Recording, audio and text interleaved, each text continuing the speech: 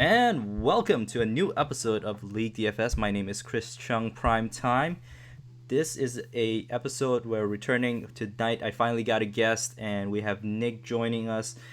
This show is presented by the Game Haus. That's Haus, the Game Haus, whom I will be producing video content for, and you'll find my work being transitioned over there. And I'm excited to start off this new this adventure of mine by inviting you, Nick.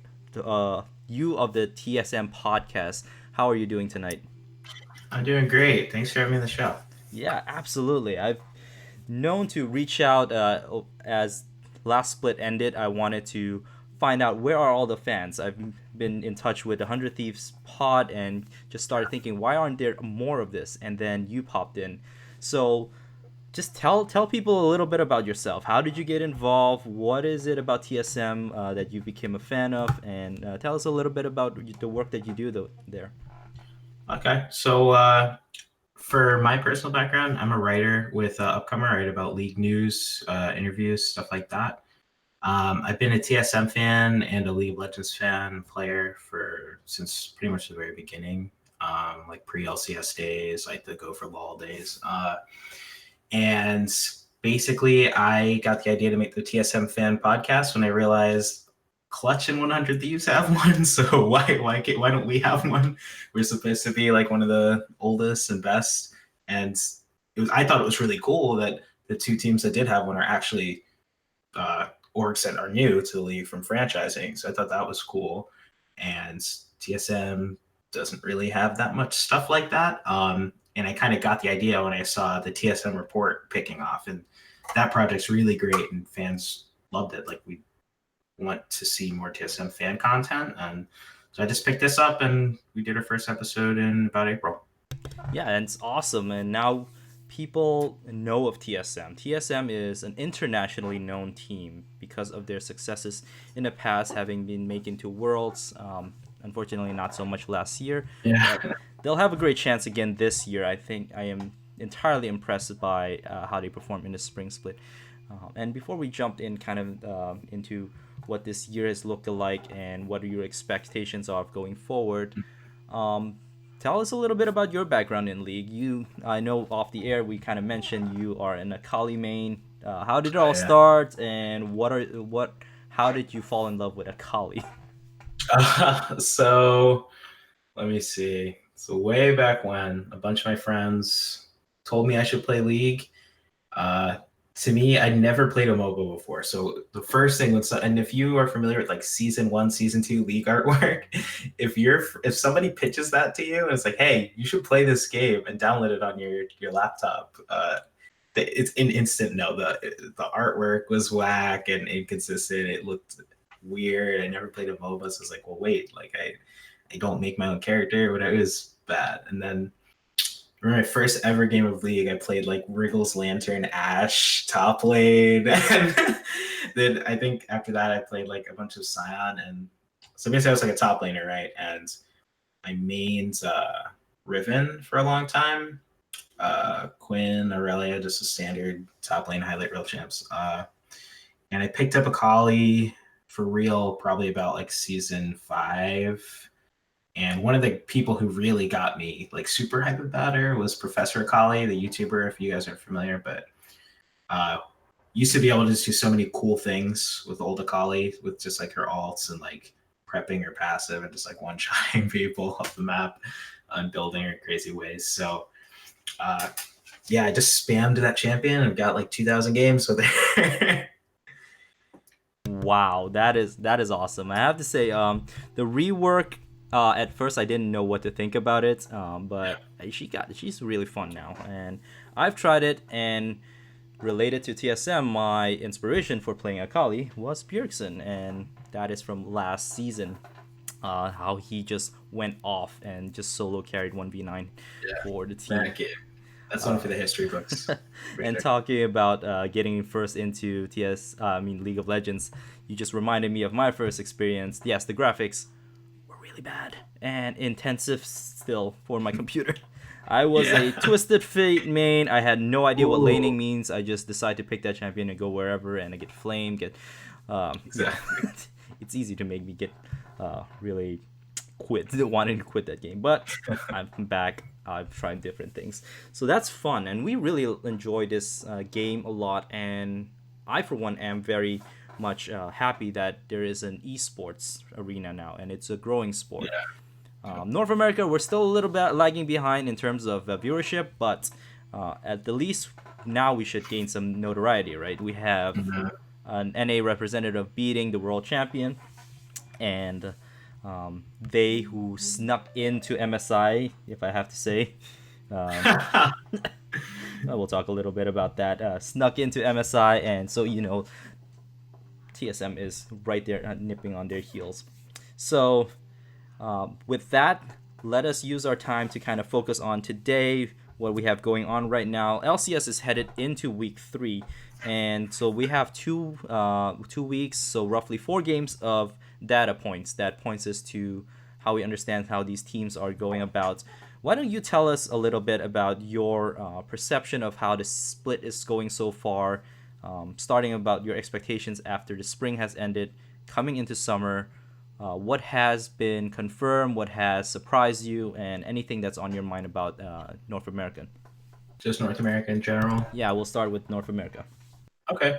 I think for starters, the one thing that stood out to me was Liquid, right? I guess we can just actually just go down the list. For Liquid, it's interesting. People make jokes, but LAC did start like a week after, and G2 and Team Liquid were at the same tournament. They played the same game in the finals. So it's a little bit kind of sucks for them. They didn't get as much time. But as I've been tracking them, especially the loss versus CLG, because the loss versus Echo Fox was a solo hard carry. Like he hard carried, and not too much you can do about that with the Gangplank. But CLG actually figured out how to run them around the map, which was interesting. For me, they squatted up with Wiggly on Sejuani and just kind of forced them to chase them around lanes while Stixay was sieging and just taking turret. They inted a little bit, and then they ended up closing it out like convincingly against Team Liquid. So at this point, yeah, it's only 2 weeks into the split, right? But when you look on the opposite end with 100 Thieves 0-4, that's like borderline. You can't make playoffs. Maybe, if they don't get a win this week, it's pretty much like, hey. So with Team Liquid, it's kind of like, okay, maybe shape up if you want to get in the regular season. But obviously, Rift Rivals is coming up. Like they won last split, they're pretty much guaranteed to go to Worlds. So they're probably not in try-hard mode yet. I know that's kind of the NA mentality. They're never trying hard, but yeah, for Team Liquid, it's a rocky start. I wouldn't be too worried about them though. Cloud9 is a big thing for me because even as a TSM fan, I've been preaching the Cloud9 gospel this off season because people forget that we reverse swept them in semis, right? Yeah, absolutely. Yeah, that was crazy. I was actually at a surprise birthday party during that game. Nice. And we're down 0-2, and we're literally sitting in the dark waiting.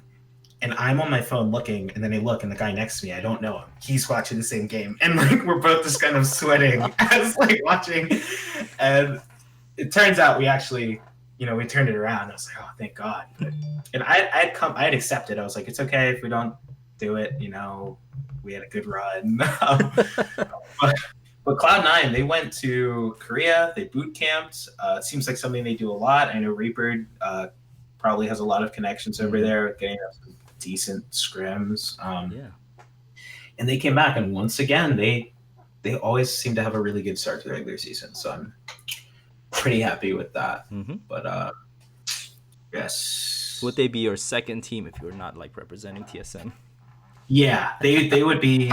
I would say they're my second team because for the longest time I just loved TSM and Cloud9, and I like Team Liquid too, right? Mm-hmm. But I think in terms of like actual legitimate fandom, Yeah. But it's funny because I'm going down the list, right? But Optics in first right now. So I guess we'll talk about them before we talk about TSM. I guess. I think Optics doing great. I think that the fact that they solidified with Meteos is really good, and like Short Crown is playing really well. But the Yes. coolest thing for me is it finally looks like they figured out what the heck they want to do with Dokla.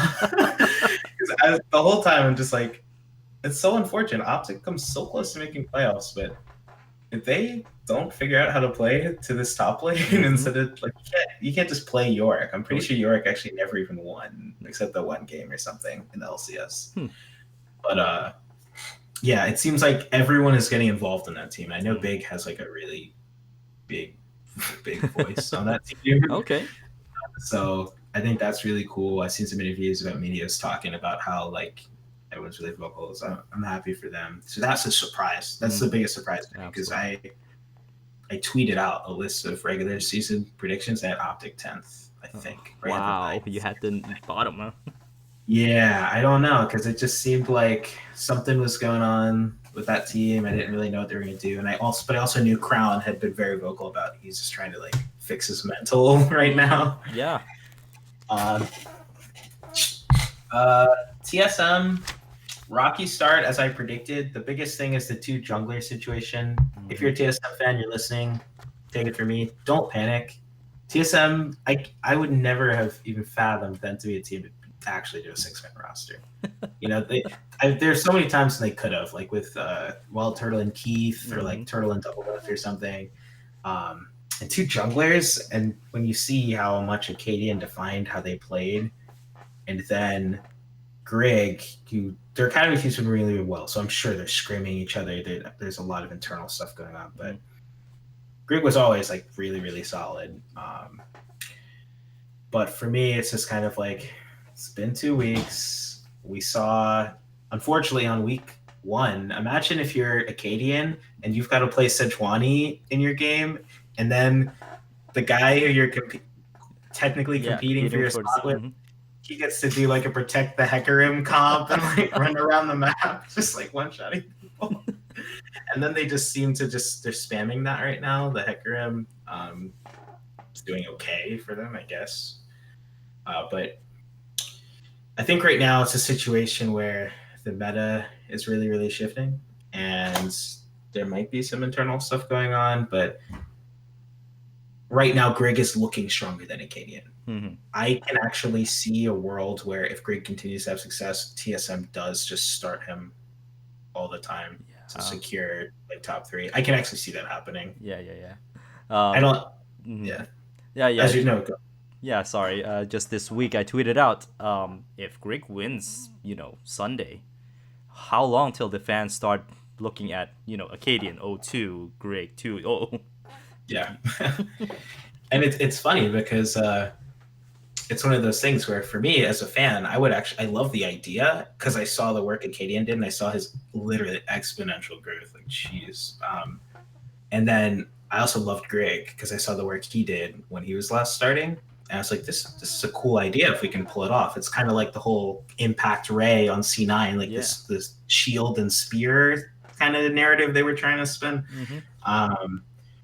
But it, like, you kind of need wins. And if you're TSM trying to get back to Worlds, I don't be surprised if by the second half of the split, we get announced saying, hey, Greg is just going to play to get us into play. And then maybe they'll try to incorporate it.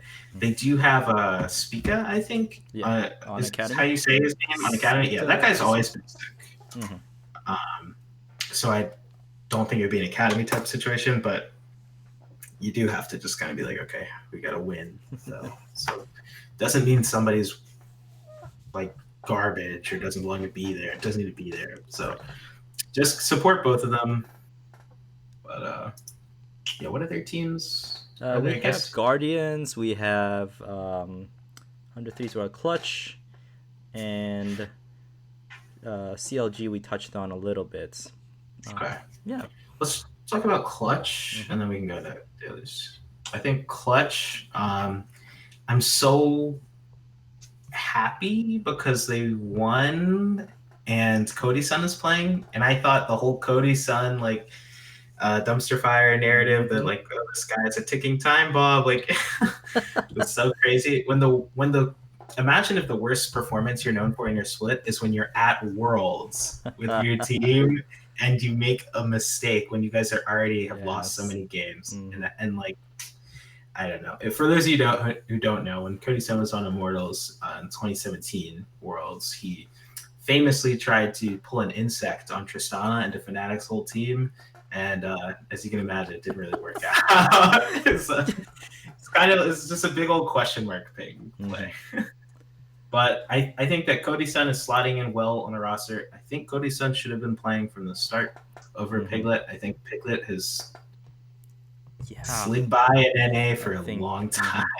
I agree with that. Yeah, he's kind of just been cruising. If you're talking about like NA's Korean retirement home, you gotta look at that guy because he was in the Team Liquid Breaking Point video. And like, I don't think anyone except Phoenix from that whole video is even like, no, not even Phoenix. He doesn't start anymore. So I don't think anybody from that in that team. Yeah, he's been there for a while. But I like that Clutch seems to be really confident in the practice that they've put in. If you're following those guys on Twitter, they just like Demonte, Vulcan, they're just like, hey, you're grinding, it'll pay off, we'll show. I personally don't think they'll make playoffs. I think Optic's going to take their spot. Optic's going to edge them out. But yeah, there's not too much to say about Clutch until they start, because their first week was kind of like a wash. Yeah, absolutely. But Golden Guardians, those guys, I want to see them top 4. I want to see them top 4, and I think they can do it. Yeah. They were the team that beat TL this past week. Was that them? They beat C9. C9, that's right. They beat one of the top teams. I had them 5th, but crazily enough, I have 100 Thieves up there, so my ranking is like, yeah, be thrown out. Yeah, I had 100 Thieves 6th place, so I think it's kind of like... but yeah, I think Golden Guardians... Everyone knew from even last split, and they kind of lived up to their hype from last split. They made playoffs, and they made it to semis. Wait, no, they did. They made it to quarters, I think. They lost to Fly. Yeah, FlyQuest beat them. Yeah. The colors are so much. Yeah, I know. Yeah, it's kind of good. But yeah, they did well. I think Froggen is still hard carrying. Haunser, people forgot that guy was like always pretty good. He's really just been a rock for that team. Actually, more so of he was a rock on TSM, right? He was, yeah. I think you kind of see a ceiling with him with TSM, and part of the reason why I think Reginald moved on from Hanser. Same thing. Wait, Paul Belcher, who was on the other team, but Liquid. Yeah, he used to be on Liquid, and we saw kind of like a ceiling with him. And it made sense for them to move in because they got Jensen in that place. But yeah, Hanser was solid and is still solid. Yeah, I think he's really showing that on this team because he's getting more resources. Because the bot lane I think Golden Guardian's bot lane's been showing up. The biggest criticism with Deathly was he, like, once you get him out of lane, kind of doesn't seem to know what to do, right? And I could never really tell how fair of a criticism that was of the player, but I do think he's played fine so far this split. I think unless he's a top 6 ADC, I think he's playing like a top 6 ADC. I think he's playing fine. I think Ole is seeming to regain some confidence, he's been really solid, and I love that because I miss back when people were just like, Ole is the best support ever when he was on Immortals. It's like, we've never seen anything like this guy. His Morgana is crazy. Oh, that's... that's right. He was known for his Morgana. Yeah. Popped off last year. Yeah, it really did. But, yeah, I think Golden Guardians, I want to see them make top 4. I think they can do it. I think definitely said in an interview that they actually all really want to go to Worlds. So that would be insane if they edged out... It's kind of hard to edge out TL or TSM, so I guess it would be C9 you're competing with, but that's kind of Gauntlet's their turf. It's kind of like a tall order. They need to be much better if they want to beat C9 in terms of making in-game adjustments. Yeah, and We did talk about C9 a little bit, right? Yeah, Just yeah. kind I of think it's the remaining ones is FlyQuest Echo Fox and Echo and Fox. yeah, CLG. Ah, that's right. But all right, FlyQuest. I think that their win against TSM was a good win for them. Hmm. I think that TSM hard into the draft. If for those of you who don't watch LEC, right? I've been a G2 fan since the beginning, but this G2 roster is very like my LEC team. This G2 roster, when when I when they were like they went 9-0 and then they just kind of had some indie games. Yes, they were If you trolling. watch it, they will do whatever they want at any given time. Yes. It's actually crazy. Like more if like listen to that statement and then just like whatever you get from it, ignore that and then like double it. Like they actually do. They're like your solo queue teammates. Yes. But if they were all sharing the same brain or something. Yes. So like the Pike top counter into Jace, right?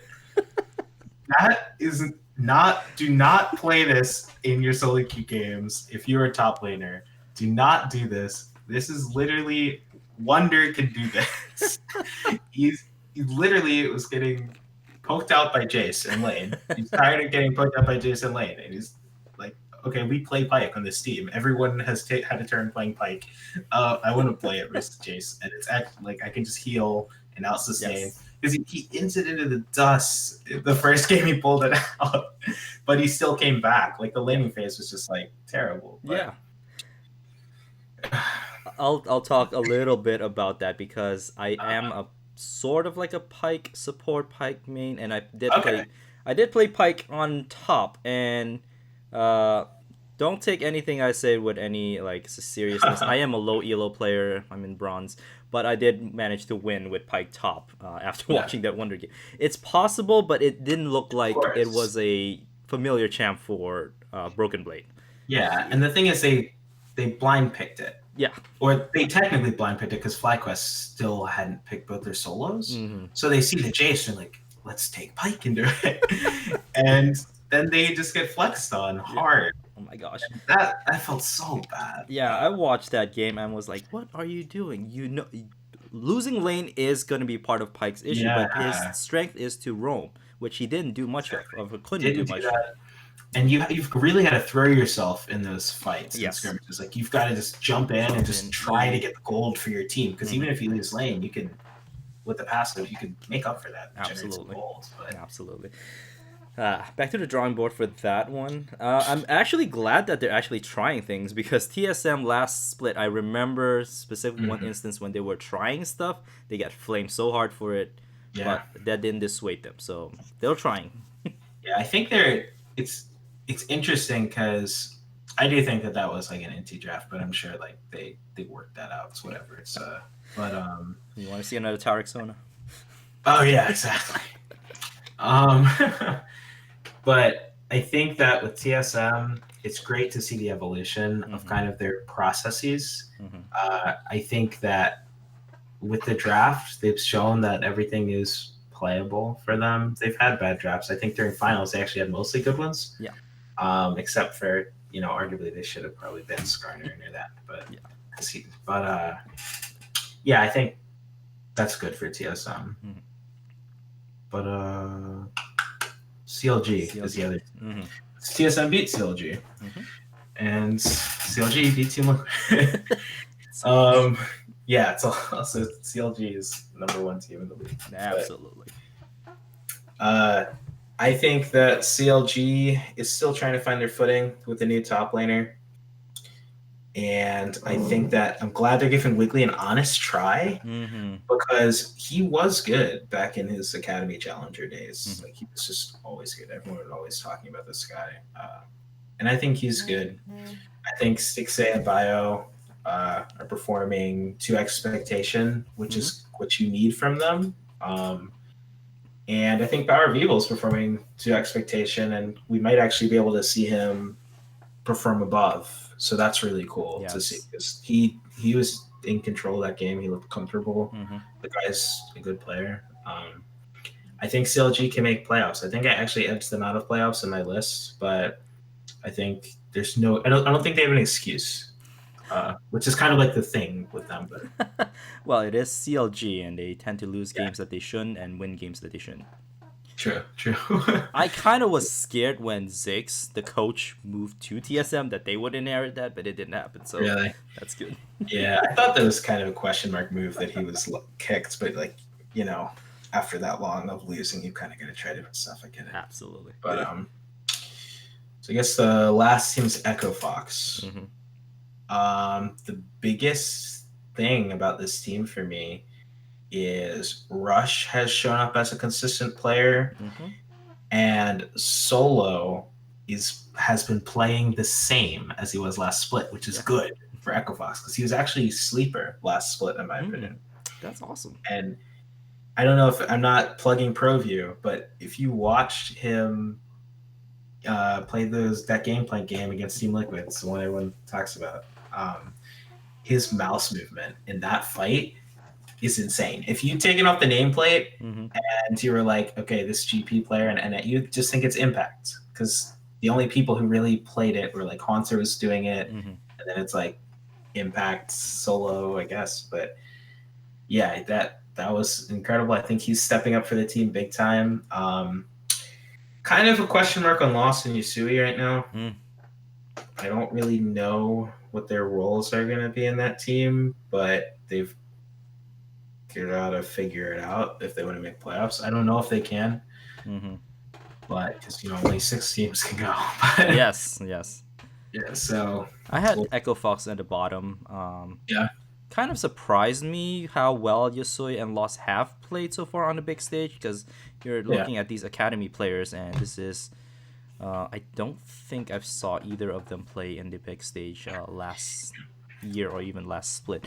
Thought Phoenix and Apollo were good, solid players. Yeah. But we'll see what happens now with Echo Fox. And Lost was playing with Smoothie for a little bit. That's right. Last split. But that was like last weird. year. That was a weird period of time. Yeah. But yeah, that's LCS right now. Yeah. And as we're talking about this, the Academy game is playing, and we see both Yusuya and Lost back in the Academy. So maybe they're trying to bring back Apollo up. We'll see. They still have a couple of days to play. I know they also have Soligo and Bang playing in Academy tonight. Yeah, with 100 Thieves. So we'll see about that. That's a great breakdown, and kind of we're on the same line of thinking, and which is great because this is the first time we're talking with one another. Yeah, exactly. And we had so much overlap in our thinking and in our. I see some of your tweets too. Yeah, absolutely. And I try to tweet as much as I can about my thoughts. Let's talk a little bit about our distant cousin who we'll be seeing in the Rift Rivals. LEEC just kicked off. They deservedly should, or at least G2 should be known as the best Worlds team until Worlds right now, international team. What has been your sense of week 1? Man, it's so crazy. LEC always feels like everything kind of mushes together, but for a really good reason. And this is why, because they're National League talent. There are so many players just in the National League alone, like the Team's Academy system in the EU, that could start in a heartbeat in LCS, but also could probably start in LEC, but you can only have so many. So it's really interesting. Like you see, like for example, Misfits. And Misfits, Splice, and Rogue are all doing 10-man rosters. Yeah. Right? And we didn't see anything out of Misfits just yet, but I think they went 1-1, I believe. Yes. They lost to Fnatic. Yes, Fnatic. So that's an expected loss. Yeah, and then they beat Rogue. So that's fine. It's kind of expected, but yeah, I do think on this, I love that G2 they're still G2. Who knows? They might int in the second half of the split in G2 fashion, but yeah, I don't know. LEC is it's all over the place. So we can start. How do you want to start? Sure. Let's just pick a couple of teams that stood out to you. Yeah. Okay. I think Fnatic. I think Splice and G2 and Origin. Mm, So we can talk about them. yes. And Vitality a little bit, but for Okay. obvious Okay. reasons. Yeah. I want to touch on them a little bit too. Yeah. So G2, they came in and they're playing really well, and it's interesting because they're playing relatively standard styles in their first week, which is really cool to see. Biggest thing was that Perk's performance on Zaya, reminiscent of when they were funneling him in 2018 when he was playing that mid. That was just great to see. I think G2 is just getting better, as from what I've seen. That's scary. That's scary to Yeah, see. it's so scary. And they did sign Promiscu back, though, which I think is worth saying because I think that's really smart. Everyone's been super vocal about how important he's been to scripts, too. Okay. Yeah, I think that's good. They have that backup for Mickey X. But yeah, G2 is performing. It looks like they're getting better, too, so that's good. That's all about them right now. Not really a surprise. Fnatic, for this you I guess don't know, there's a situation with they're running a 6-man technically. Two junglers. Dan, they're a National League Academy jungler, moved up, and he's splitting scrim time with Broxa. Broxa in week 1, though, looked, I don't even know. He looked like he's getting paid per kill or something. Like he's getting that guy looked like he looked like a guy playing for his job. That guy is insane, and I'm glad that it seems like he's just got such a positive mentality about the scenarios. It seems like a class act. I'm really happy with not only Brox's ability to just play really well and confidently, but he's playing around Nemesis, who, if you compare week 1 summer to week 1 spring, I remember Nemesis's first game, everyone was like, oh god. Oh, like, yes. Oh, my God. He played Galio, right? Or something. Yeah, Galio. That was his comfort champ. Everyone was freaking out, like, oh no, like Fnatic's going to be 10th place. Like, who's this mid laner? Get Bjergsen or something. But playing around topside was just so.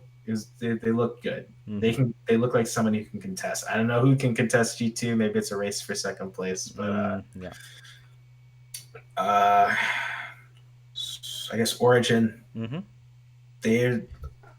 I'm so happy with them. Yeah, they're a good team.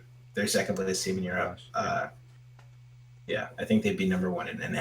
Actually, they would.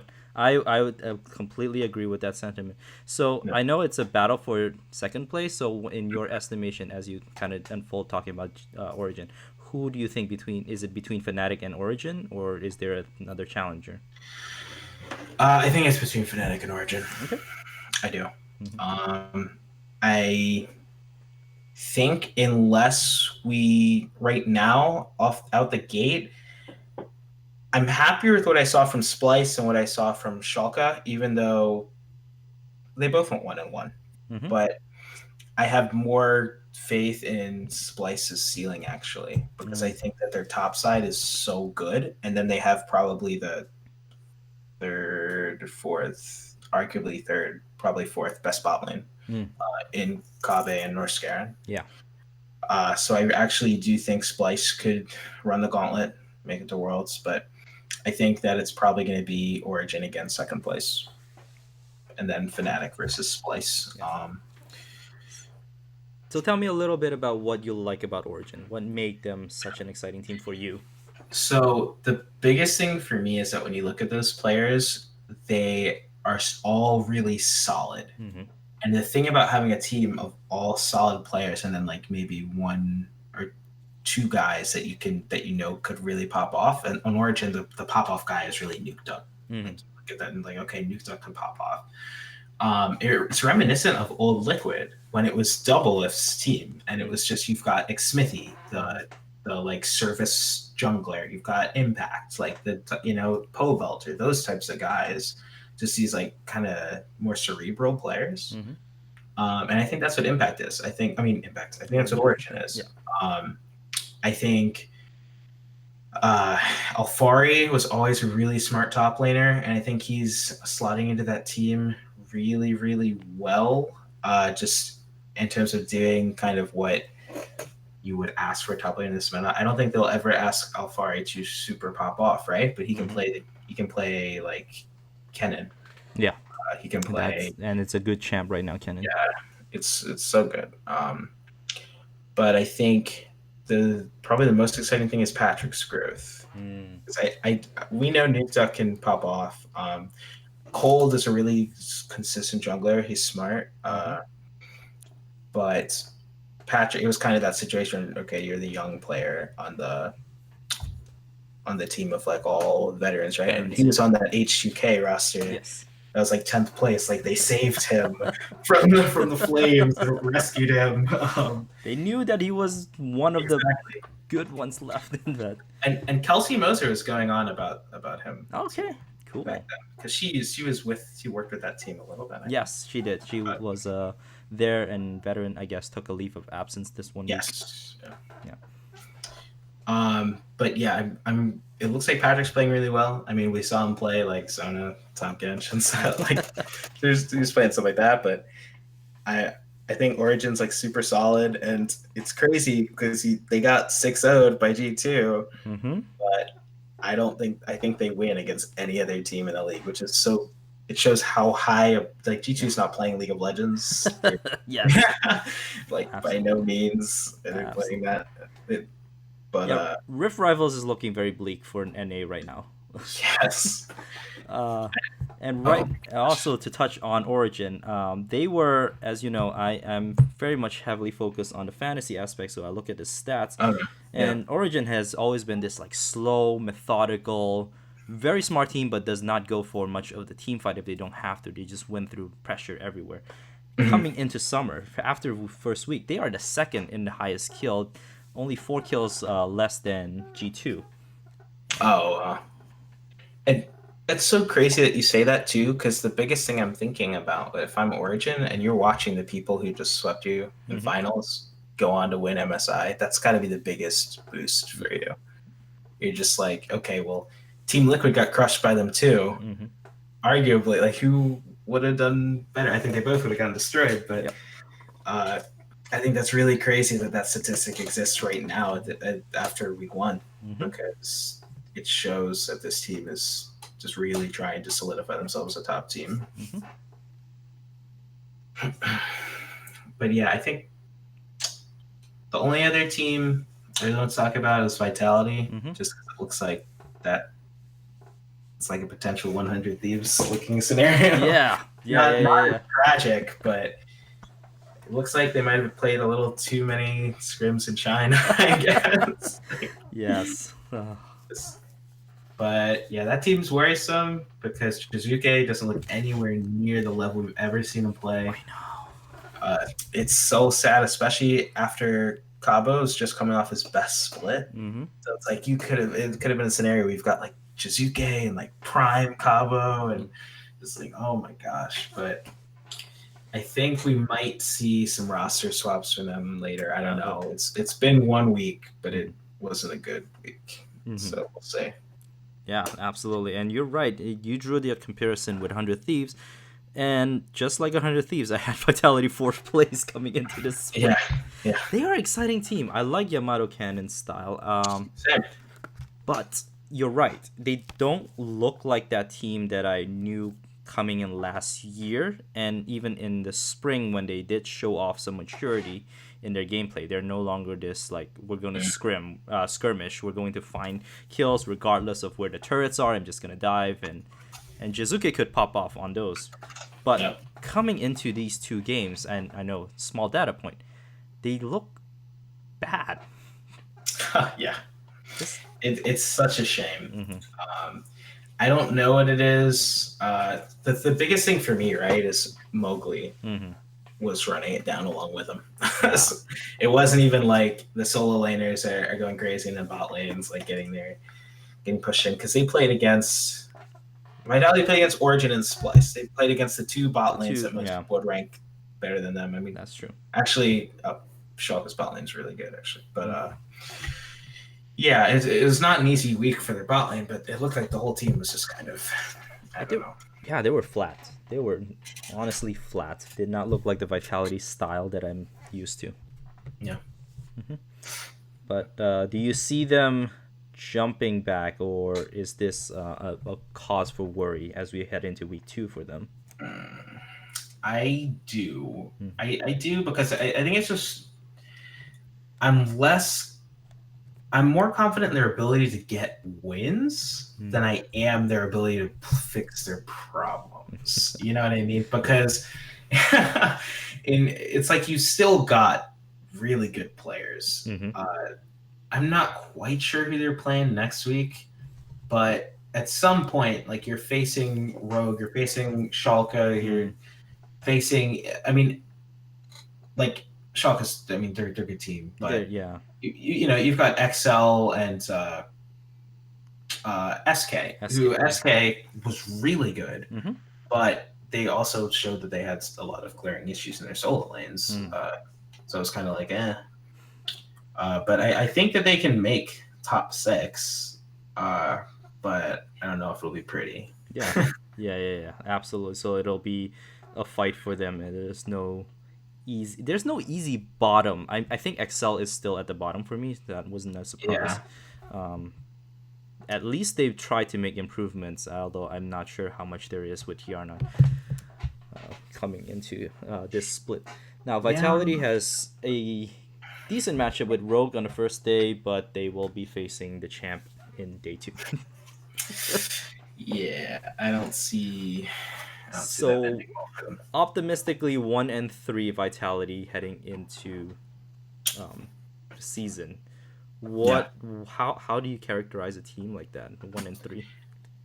Uh, I would say, how do I characterize them? As in, Like, where what do you foresee their happening? chances of making playoffs? Yeah. If it were NA, I would say I would be really worried actually. Hmm.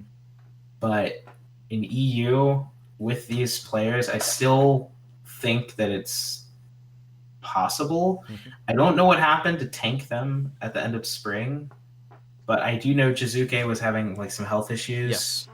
and that definitely plays a big role. But I'm confident in them. I'm not ready to just completely give up on them after no 2, but if we see the 1-3, I think that one win is still something. It gives because I don't think any team goes in and when they're playing against G2, they think, okay, let's plan to win against G2. You know, you obviously you want to and you try. But Yeah, this would need to be a fiesta kind of deal where yeah, G2 is just win or lose doesn't matter for them. But it's still early in the season, so I think G2 is very motivated to go 9-0 again. Awesome. Well, thank you for that breakdown. LEC is just as exciting to be something that we're following. So with that, after we have reviewed the past week, let's look into week 2 LEC, week 3 LCS. For the LEC, we're in the manner of saving time. What are some or one or two games that you're looking forward to this weekend? this weekend, let me just pull up. I closed my tabs just now. Mm-hmm. Okay. Fnatic and Origin, 100%, and actually Splice versus Schalke. And so for Splice versus Schalke, we kind of had that running near the end of spring where everyone remembered, oh, Kabe is actually really good. Remember that? And and I think Upset has kind of been like the bad boy of the younger generation of ADCs where he's just really good and he's smart and, you know, so I do want to see these teams go head to head, and I think this will tell a lot about Schalke's trajectory. Yes. Because I think especially you've got Trick coming back, which Trick is a beast. He's an incredible player, but his last year he's spent running it down in Korea. That's not very good. No. Yeah, he was okay his first week, but 2-time MVP level, we haven't. It's a far cry from his glory days. Yeah. Yeah. So I'm excited about Splice. I am because Humanoid just looks so good, and when you've got a strong mid, you've got Vizichachi in the top lane, and you've got Xerxes like as your jungler. I just think that team's actually pretty well rounded. So I think if Splice can beat probably their next closest level of competition, that's really, really, really good for them. Yeah. Fnatic and Origin, I think it's just so obvious. Oh, It's yes. like the possible battle for second place right there, because I do think Fnatic might just be ramping up. I don't know. They seem to go through these waves, you know. Yeah, absolutely. But I think Bwipo is Frost Garen on the broadcast was talking a lot about him being like taking the role of like weak side top laner, which is so funny because that's what Soaz was. Yes. Yes. So I want to see if he can really commit to that against Alfari, who is kind of like that is Alfari. He can do that. And seeing if the Broxa hype train is going up or if they play Dan is really important. But I think top side is so important in this meta. Just if you're looking at teams and you're looking at their matchups, unless I think Splice just has a better top side than Schalke objectively. But like with Fnatic and Origin, like you want to be looking at that. Like you want to see how Cold is playing around Nuke Duck and playing around Alfari, and how Brox is playing around Bwipo and Nemesis. Yes. You really want to see that. But yeah, those are pretty much the two big games. G2 games are such coin flips to me. I never expect them to actually win a game. It's crazy, but for the best team in the world. But when I expected them to actually lose to Origin. Oh, okay. So, or lose to Splice, just because like the random in game that they just do. I don't know. Hey, that was a close game with G2 and Origin. Yeah, that was a really fun one. So I was happy about that. But and which is what got me so excited about Origin too. Yeah, that's awesome. Yeah, those are some of the games that definitely keep an eye on to know if each of these teams are taking their next step in their growth, and of course the fight for number 2. So let's come back to the best country in the world. Absolutely. We are looking into week 3. You have the schedule up for you, but let's go through your favorite team first. How do you feel about the matchup for this weekend? TSM versus Cloud9. That is on a Sunday, so I'm feeling good because maybe we'll play Greg. Jokes aside, I'm feeling good about it because it says so much about the team. I think they've shown from last split that they can actually learn and get better, but they show that they can problem solve in game, which is like really indicative of a good, solid team, or at least with solid enough comms. Because you remember half their games were like base races and they were getting heavily criticized. But to be able to navigate those crazy comps, like they were just like playing lethality, Varus, and all this stuff, and they were committing to their comps win conditions, not just defaulting to team fighting when things got rough. It was crazy. The Echo Fox games were always such a treat. But yeah, looking ahead for this TSM Cloud9 game, I think it's going to tell us a lot, much more than if we were to beat Liquid, who was just coming off MSI. I think Cloud9 is ready to get a championship, because if you notice, they actually kicked their LCS banner off. There's not enough space for it anymore, so Cloud9's one of their banners is gone. But so they're definitely trying to get another one up there. So that game, it's always hype. CSM versus Cloud9 anyway, so that's gonna be sick. If they play Clutch on Saturday, though, I think it's gonna be a really important win, just because Clutch is a weaker team. Their ability to close that out and their ability to draft around Clutch is going to be really important. I mean, it's a way to prevent Acadian from going 0-3.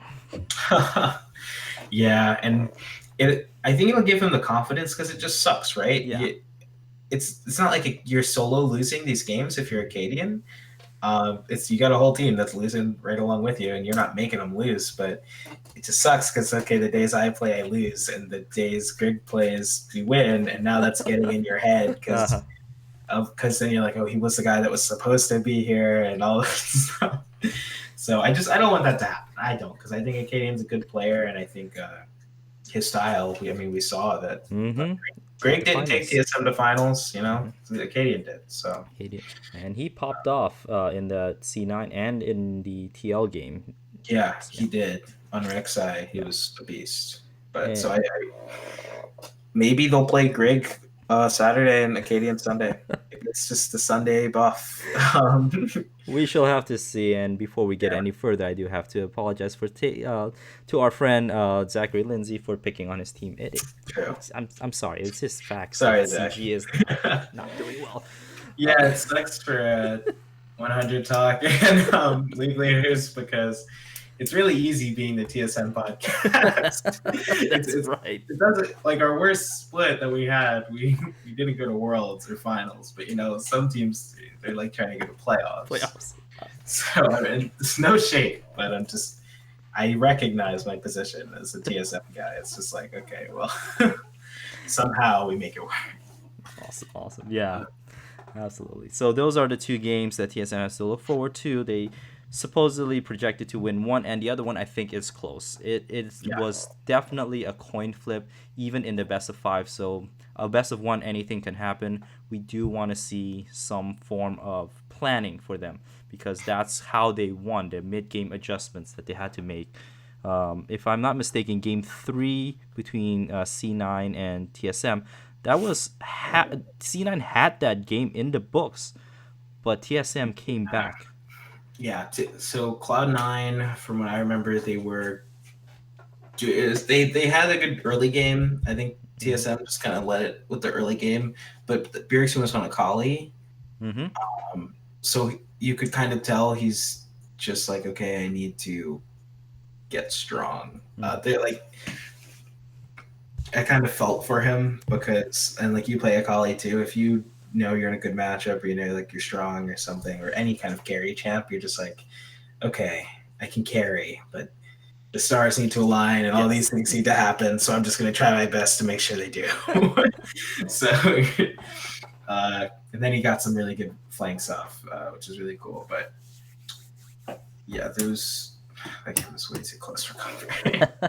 And we'll have another exciting one for this weekend. Okay, any other games for this week that you think is a pivotal game for them to win or something that can establish them very well for the summer? For just TSM For or just the LCS, yeah. team? It was LCS. Yeah. Um, I think Optic, if they beat Cloud9, Mm. or if FlyQuest were to beat Team Liquid, those are good. Mhm. Because FlyQuest kind of had a rough start, and then they picked up the first win versus TSM. Yeah. So if they can pick off Liquid too, it kind of spins. Okay, Team Liquid, yes, finalists. They won 3-time LCS champs, but now we're in summer. Like, okay, we got to pick it up. So I do think that those two games are probably the biggest. I would say for 100 Thieves, if they can beat Golden Guardians, that looks really good for them. We'll see. Mm-hmm. I want 100 Thieves. They got to win. I love Amazing so much. That guy he's a good player. Everyone on the team has only said good things. I transcribed an interview with Afromil, and the guy was just going on and on about how positive Amazing has been for that team. Mm. So if you're a 100 Thieves fan and you're saying they should bench Amazing just because he's the new guy, don't say that. No, don't do that. He played well last week. Yeah, he did play well. I thought it was really admirable how he got that drive and engage. Absolutely. And you can't take week one into consideration because he literally flew in the day of. Yeah, it's like, okay. Awesome. So looking into these teams, these are some future opponents for TSM. Who might you be keeping your eye on that, typically we'll have TSM as a favorite against non-TL, non-C9 team, but who might be the ones that you want to look out for because maybe they're stylistically challenging to TSM, or maybe they are just growing at a rapid pace that gets you a little nervous? I would say Optic 100%. And to your point, I think that Optic and C9 are the only teams in the league that have actually solidified a style for themselves at this point. I think TSM was like spamming dive comps because they were winning. But I don't don't think that's necessarily their style. It's actually more like a C90 type comp. Yes. But Yes. I think Optic, number one, Medios has had Bjergsen's number since he came over to America.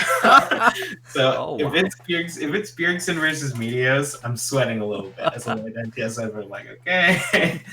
But and I think I just remember there was one interview where Bjergsen was even like, yeah, that guy hard counts my lane every time we play against each other. And stuff. But I think Optic has really found their groove, and I think they also do. I mean, like they have good players. Arrow. Mm-hmm.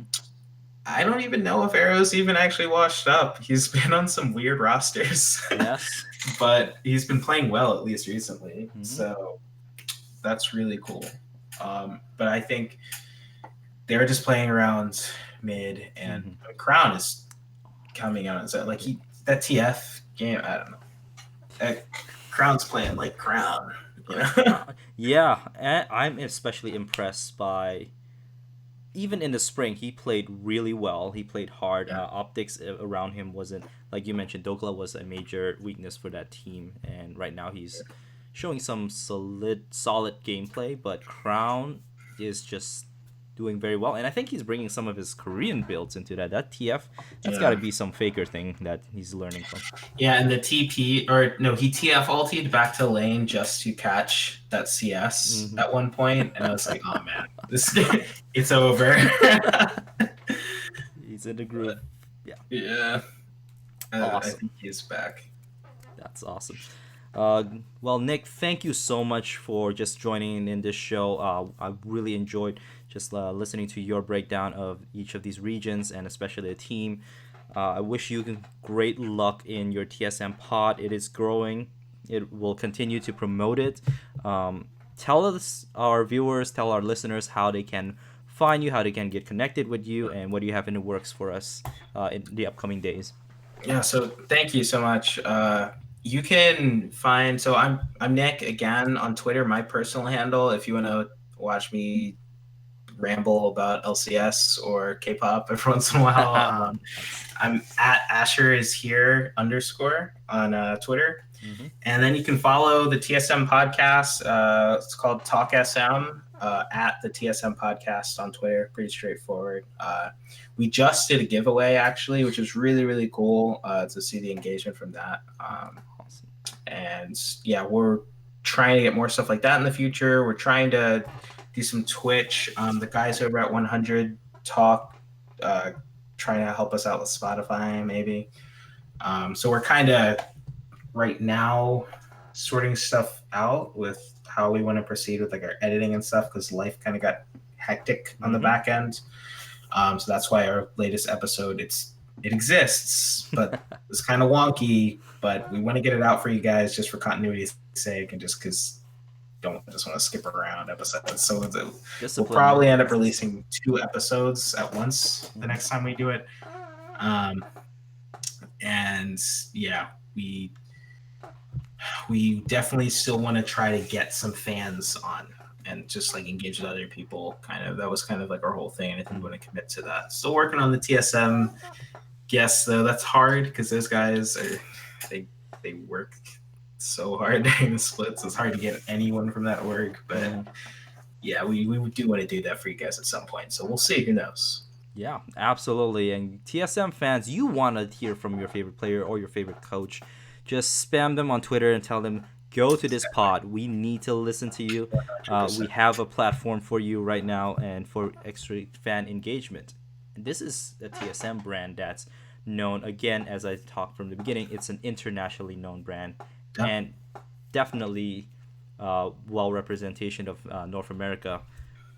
And we're hoping to see more of you, Nick, and I hope to invite you maybe for Worlds, maybe next split. I will need to have you back.